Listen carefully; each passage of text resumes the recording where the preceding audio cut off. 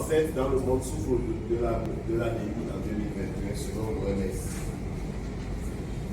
Alors, selon KITS, la malnutrition est causée par la carence en micronutriments, plusieurs micronutriments essentiels et très répandus dans nos pays, les pays en sous-développement. Et ce sont les jeunes enfants et les femmes enceintes qui en souffrent. Donc, même à des niveaux très faibles, ça donne des impacts. Donc, l'analyse des données de 138 pays à revenus faibles a montré que 48% des populations en Afrique subsaharienne souffrent de malnutrition liée à la vitamine A, carence en vitamine A. Et cette carence en vitamine A constitue un des facteurs de cécité, comme je l'avais dit, et surtout le rougeur de diarrhée chez les enfants de 5 à 59 mois, soit de 5 ans. Alors, en 2013, on a constaté beaucoup de décès, donc la grande partie est liée à une partie est due à la diarrhée et à la rougeur attribuée à la carence en vitamine A. Mais plus de 95% de ces décès sont survenus en Afrique subsaharienne et en Asie du Sud. En 2006, l'OMS a commencé par réfléchir sur les stratégies à mettre en œuvre. Et donc, ils ont défini 4 stratégies: éducation nutritionnelle, la supplémentation, l'enrichissement des aliments et également des mesures de lutte contre les maladies, les différentes maladies. Alors, au niveau de nos pays, en 2006, les chefs d'État se sont déjà, ou bien du moins les ministres de la Santé se sont organisés pour pouvoir s'engager dans l'enrichissement des huiles ou bien des aliments de large consommation, notamment en vitamine A et en acide folique et zinc.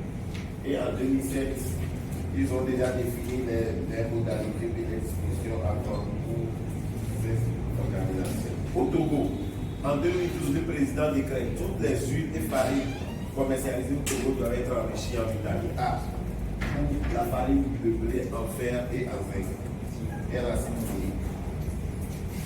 Donc, c'est interdit de que ces produits circulent sur le territoire.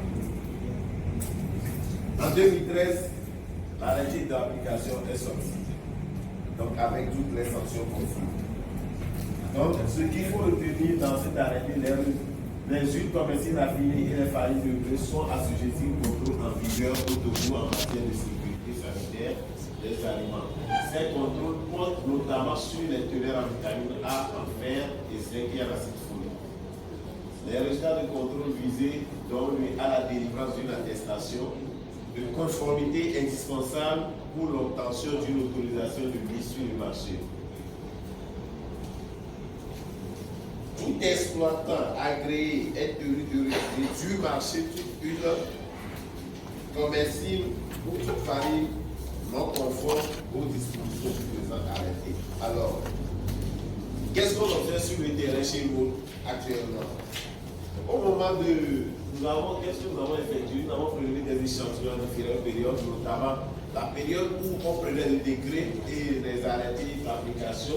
Et également 2 ans après, nous avons encore prélevé des échantillons sur le marché pour voir si l'arrêté qui est mis en place est vraiment appliqué. Et donc, nous avons effectué des analyses. Quels sont les résultats que nous avons obtenus? À l'adaptation des tests, on a constaté que sur les échantillons, 11% des échantillons que nous avons pris sont des huiles importées et les origines. C'est qu'il y a une traçabilité, on sait que l'huile vient d'Indonésie, vient de l'Égypte et ainsi de suite. Et à l'analyse des analyses usuelles, l'humidité, acidité, indice de péroxyde révélait que 86% étaient conformes, donc 14% non conformes. Et parmi ces huiles, il n'y a que 2 seulement, parce que l'arrêté n'est pas encore mis en application. 2 ans après, nous avons prélevé encore des échantillons sur le marché, donc 83% sont des huiles importées.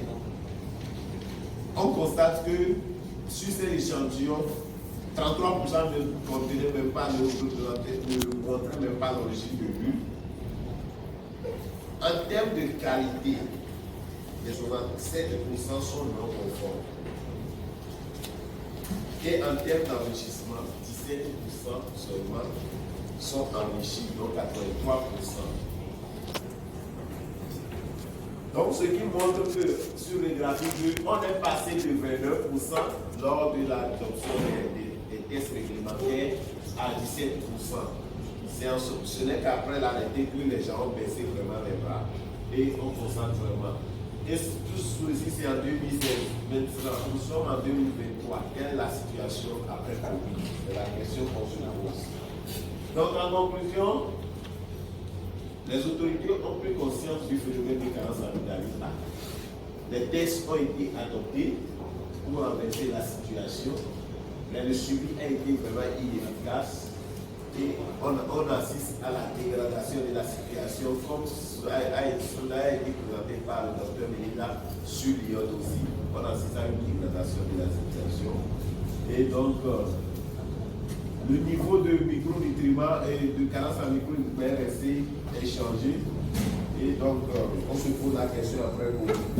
Ce qui confirme ce que le Global Nutrition Report a évoqué, on estime que les progrès accomplis à ce jour restent insuffisants et aucun de ces pays n'est en passe d'atteindre les objectifs mondiaux en matière de nutrition d'ici 2025. Je vous remercie.